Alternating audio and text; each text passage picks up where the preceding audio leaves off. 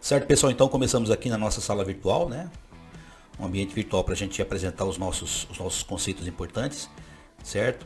Então, pessoal, nós temos para os nossos objetivos, né? As nossas aulas, eu sempre gosto de deixar especificado para vocês aí quais são os nossos objetivos, o que a gente pretende aí na exposição dos nossos conteúdos, tudo bem? E todos eles fazem parte aí do nosso planejamento inicial, tudo bem? No caso aqui, primeiro, conhecer os principais desafios do mundo do trabalho de hoje, tá certo? Estimular os estudantes a pensar em seus projetos de vida, muito importante. Analisar as diferentes modalidades de trabalho, identificando seus pontos positivos e negativos. E refletir sobre a função social do trabalho. E, finalmente, nós temos também como compreender como as mudanças recentes na legislação impactam o futuro profissional trabalhista dos jovens. Então, o objetivo dessa aula é promover esse debate, essa reflexão, essa forma de pensamento, tá certo? Nos conteúdos que a gente vai estar trabalhando, tudo bem? Certo, pessoal? Então, quais são os nossos conteúdos, tá certo? Conforme, pessoal, a gente já especificou, corresponde ao capítulo 1 do livro didático, tá? Então, nós temos os temas, os subtemas aí que a gente vai estar abordando, tudo bem? Que seria, no caso, os jovens e o mundo do trabalho de hoje, as modalidades de trabalho, a função social do trabalho e sobre o emprego no mundo globalizado e o trabalho infantil. Vamos lá então? Pessoal, muito importante que você esteja com o livro aberto, porque vai facilitar bastante a identificação dos temas e a compreensão do assunto. Tudo bem? Então, pessoal, nessa primeira parte do capítulo vai falar sobre os jovens no mercado de trabalho, né? E a conquista da autonomia. Tá certo? A gente vai falar sobre a juventude, as noções da juventude ao longo da história, na Grécia Antiga e no século XX, né? As decisões importantes acerca do futuro e os diversos conceitos de trabalho. Tudo bem? Vamos lá então? Então, prepare-se aí, a gente vai estar trabalhando sobre o nosso texto aqui do livro didático. Finalmente, pessoal, nós temos aqui o nosso capítulo 1, né, introdução do nosso tema, tá certo? Nós podemos observar aqui, né, que a preocupação com os jovens é um tema bem antigo, né, remonta aos tempos da antiguidade, tá certo? E o exemplo clássico dele é a história de Sócrates, né, e o método da maiêutica, como ele estabeleceu. Tudo bem? Sócrates foi um filósofo na Grécia Antiga e que ele tinha um método muito diferente de se chegar ao conhecimento, né, de promover o conhecimento. Tudo bem? Ele utilizava o método do diálogo, né, da conversa, do diálogo e das perguntas. Né, perguntas progressivas que fazia com que os estudantes questionassem a sua realidade, os seus conceitos iniciais. E que através dessas perguntas construtivas, o jovem poderia chegar ao conhecimento aí do que eles pretendiam sobre o assunto. Tudo bem?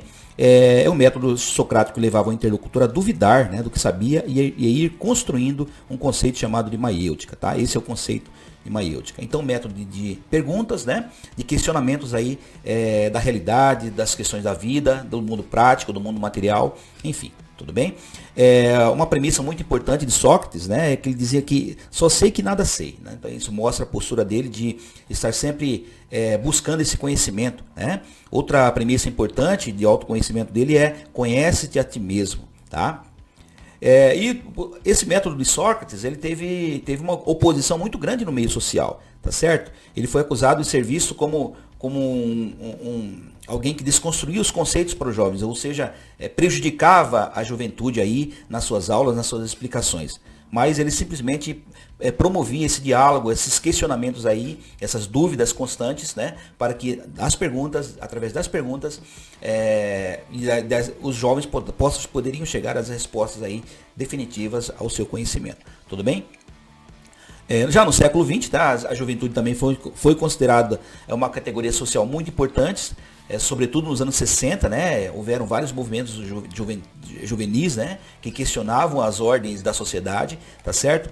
Os jovens, sobretudo nos anos 60, apareceram nas cenas políticas e culturais, né, nos diversos países, com a defesa de que tinham preocupações e interesses próprios, tá? E também uma forma própria de defendê-los. Então, e hoje, pessoal, uma das maiores preocupações dos jovens, da juventude, é com relação ao seu futuro, né? E com relação ao futuro significa qual a sua forma de trabalho, qual o eixo profissional, qual será a sua ação profissional aí que ele vai desempenhar no futuro. Tudo bem? Então, a vida profissional é o eixo, né? É o eixo central da vida adulta, praticamente, né? Conforme o nosso texto deixa claro aqui. Tudo bem?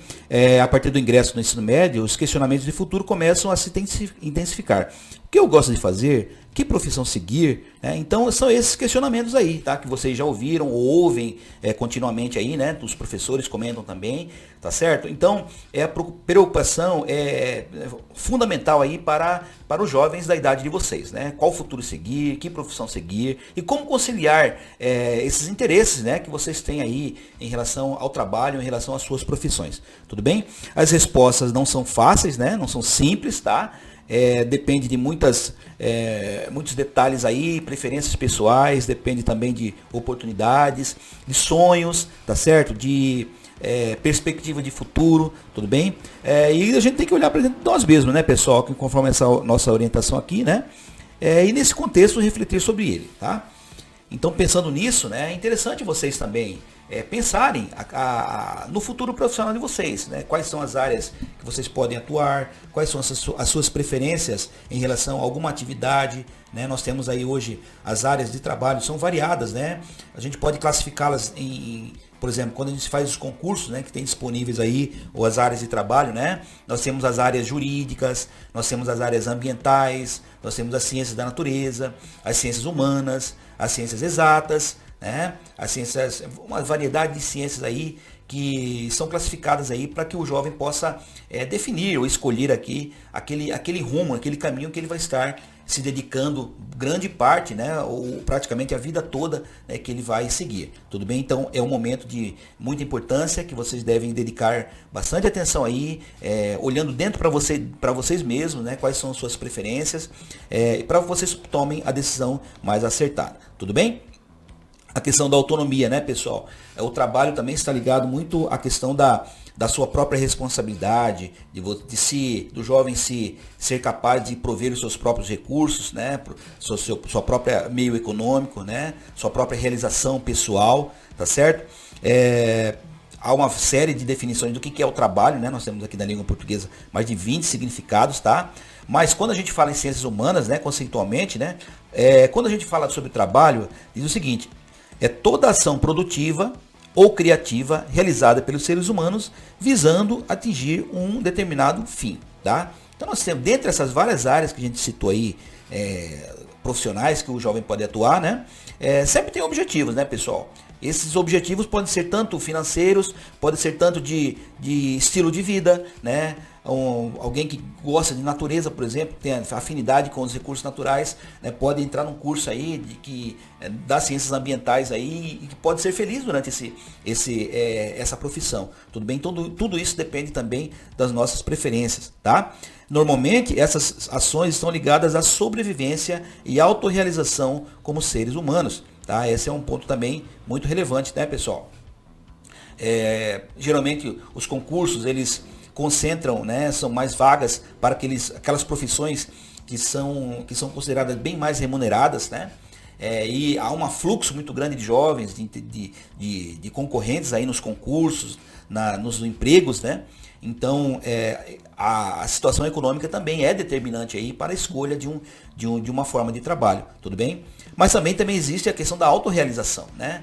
De repente o emprego talvez não seja bem remunerado, porém, ele dá uma satisfação muito grande que vai estar de acordo com as convicções, com a forma de vida, né, com o pensamento daquele jovem que quer entrar naquela profissão.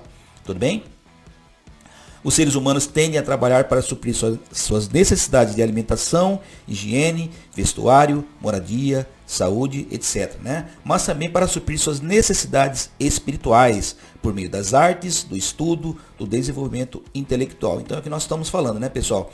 O trabalho, ele não tem só uma finalidade financeira, tá? Ele significa, né, a realização de sonhos, de objetivos, né, de algo que é desejado pelo jovem, tá?